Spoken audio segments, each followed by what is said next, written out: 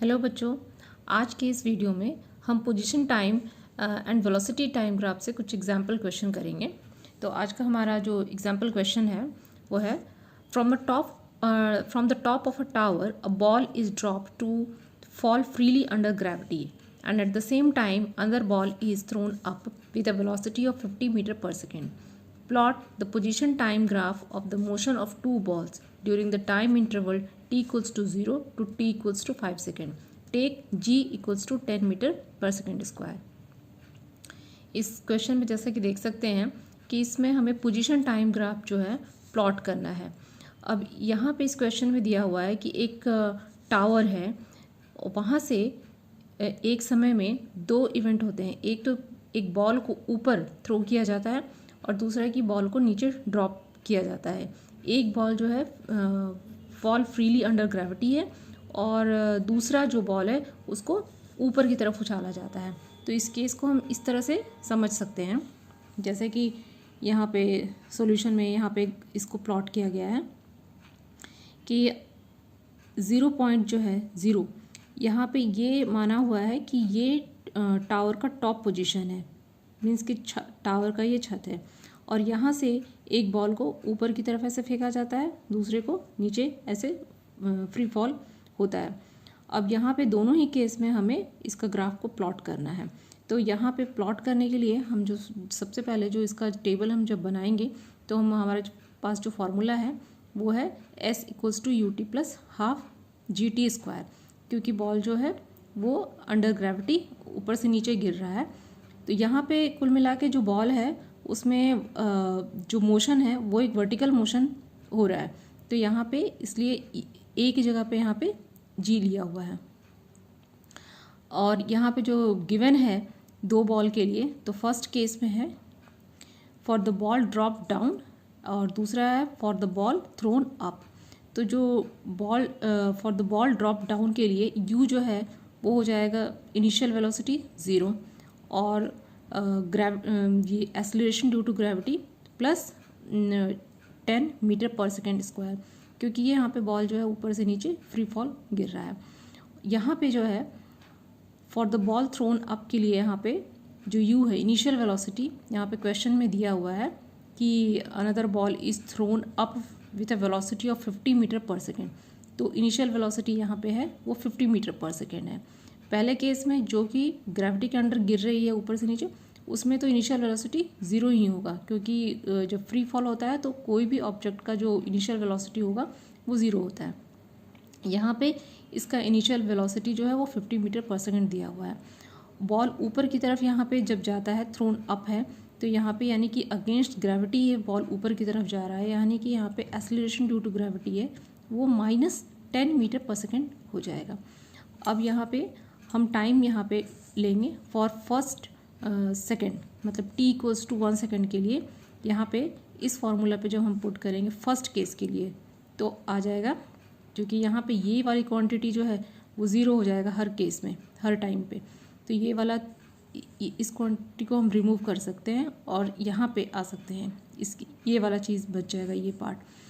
तो आ जाएगा S equals to G की जगह पे हम 10 जब रखेंगे तो 5 आ जाएगा, 5t स्क्वायर।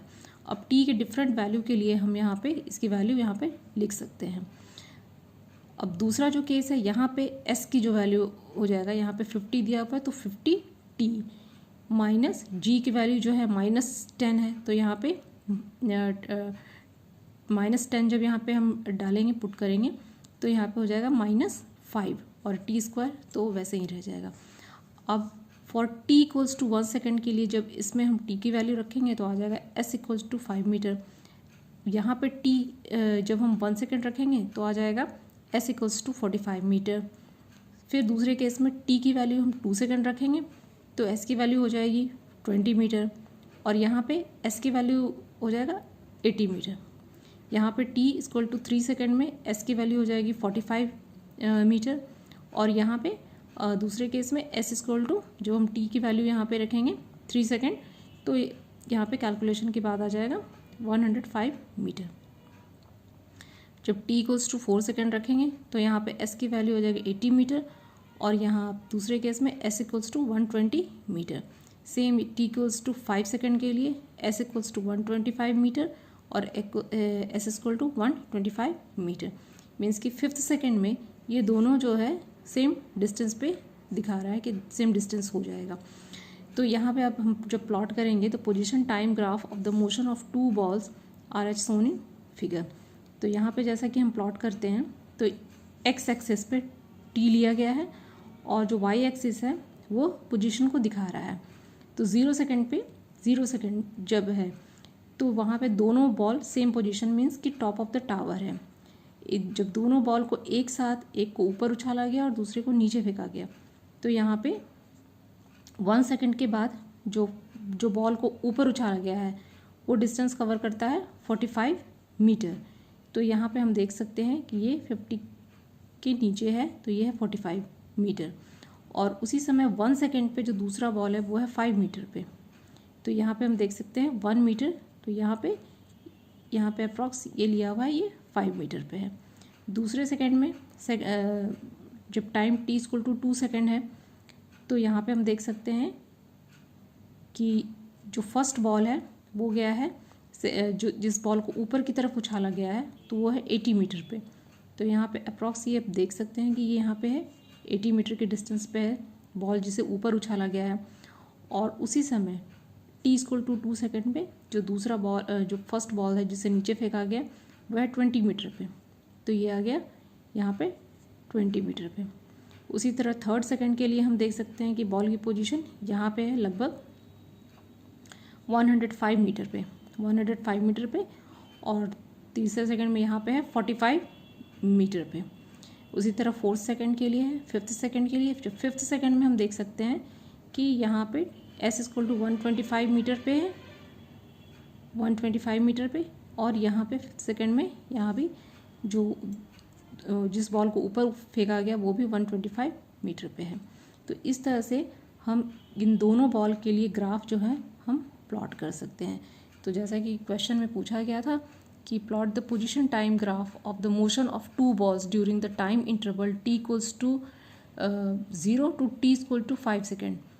तो यहाँ पे इन दोनों बॉल के लिए इस तरह का पोजीशन टाइम ग्राफ हम प्लॉट कर सकते हैं।